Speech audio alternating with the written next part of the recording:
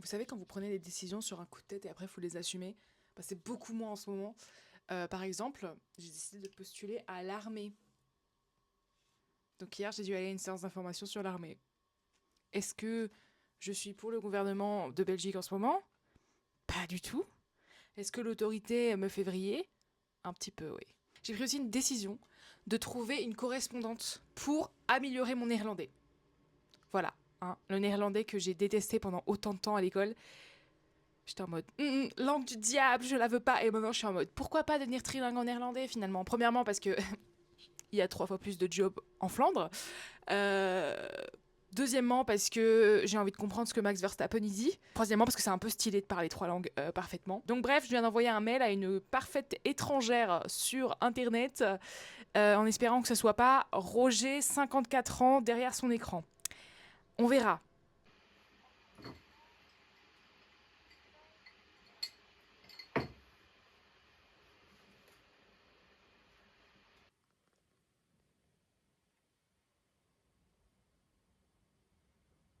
Je viens de finir le livre de Philippe Boxeau, Entretien avec un cadavre.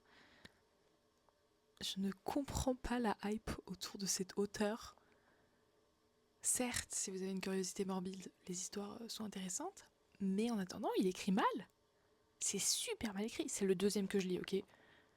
J'ai pas lu 3 paragraphes et dit Déjà, il y a des avis qui sont assez problématiques. Par exemple, si vous êtes grosse parce que vous mangez. En 2026, vraiment?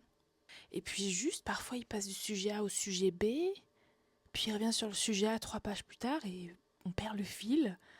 Il y a aussi énormément de petites anecdotes qui n'ont absolument pas leur place dans l'histoire, et c'est juste là pour donner son avis ou étaler sa culture, je ne sais pas.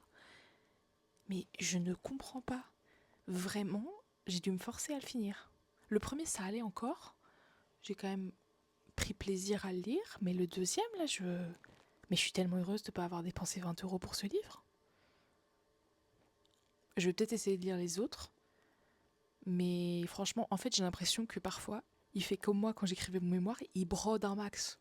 C'est-à-dire qu'il rajoute des mots pour faire son nombre de pages, je sais pas. Ne perdez pas forcément votre temps avec Philippe Boxeau. Il y a beaucoup de livres sur des enquêtes qui sont beaucoup mieux écrits que ça.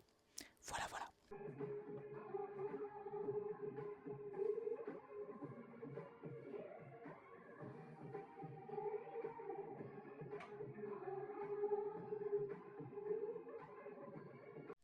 Si vous vous demandez pourquoi je vous fais toujours les mêmes plans dans ma cuisine, c'est parce que j'ai une nouvelle hotte et que mon téléphone colle parfaitement sur cette hotte. Donc vous avez des plans de moi qui cuisine tout le temps. Mais là, c'était la Chandeleur, donc c'était une très bonne excuse pour faire des crêpes. Oui, j'ai raté la première crêpe, comme tout le monde. Ça arrive. Mais en même temps, j'aime bien les crêpes à moitié cuites. Suis-je coupable? Peut-être. Et puis je me la pète. À donf, je me la pète. À donf. Est-ce que je vous parle dans mon plus beau pyjama? Yes, I am. Bref.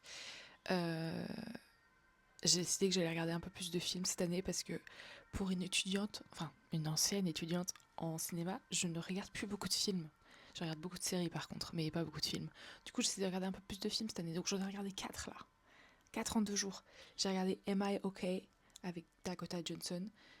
Il a eu beaucoup de critiques, mais en vrai, enfin je sais pas, j'avais besoin d'un film un peu ennuyant où il se passe pas grand chose. Donc j'ai bien aimé. Après j'ai regardé The Bodyguard avec Whitney Houston. I wanted to dance with somebody. Ah ouais non, c'est pas la chanson, c'est And I will always love you. J'ai regardé aussi un court documentaire sur une clinique d'avortement en Géorgie. Yeah, super bonne ambiance. Puis j'ai regardé un autre truc qui s'appelle The Housemaid, mais c'est une version, c'est pas celle qui vient de sortir au cinéma, c'est une version de 2015, et c'est pas la même histoire non plus, il me semble. C'était spécial, très spécial. Est-ce que vous dites graines de chia ou graines de kia? Parce que moi je dis graines de chia, mais il y a des personnes qui disent non, mais c'est graines de kia en fait. C'est un abandon.